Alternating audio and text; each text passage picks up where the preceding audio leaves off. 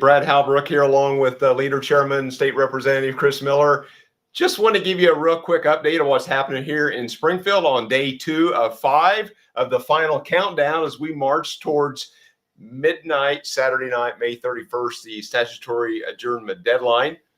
Since we talked to you yesterday afternoon, the list of things to have legislation for has not been solved yet. And guess what, Chris? The list grows more and more. And the list is going to grow more and more over the next, 80 hours. We have 80 hours to get this stuff done. Well, it seems like that we kind of enjoy watching those old reruns, you know, the old Westerns, maybe a little Clint Eastwood, John Wayne, whatever it may be. But every May, it seems like that we see this movie once again. It's a complete replay. Again, we have more problems here than we have solutions. And this list continues to grow.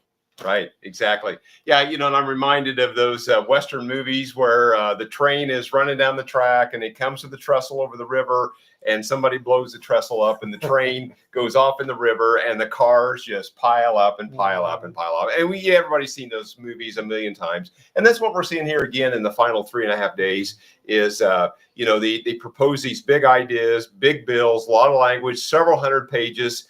In fact, I heard yesterday that, I think the Tribune editorialized about the energy bill. 600 pages floated around. Wow. And yet it's getting pared back. Things are getting added. Things are getting subtracted.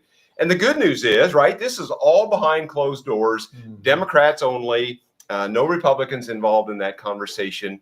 This is, Chris, an example of what tyrannical one-party rule looks like. Exactly. And one thing I think we should remind our viewers of this evening is there's one thing that I want you to all know is this is not Donald Trump's fault.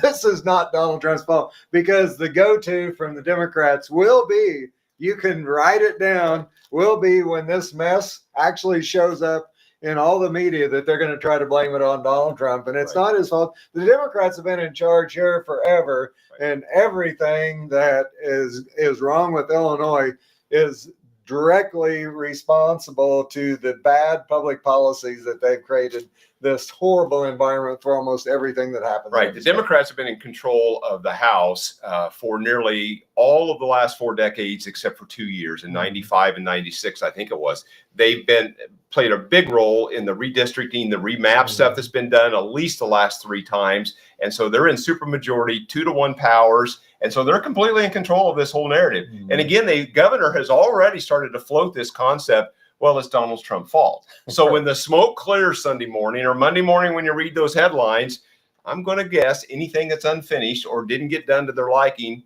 it's Donald Trump's fault. Absolutely, Brad.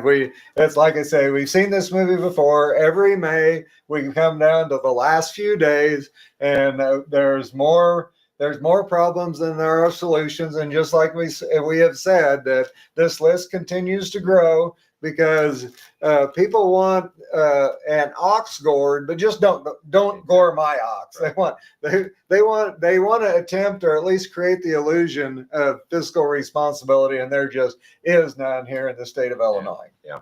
Well, Chris, for the sake of time, I don't have anything else to add now. We'll come back live as things start to unfold. If there's any big stuff to talk about, we'll break back in at any moment to do that.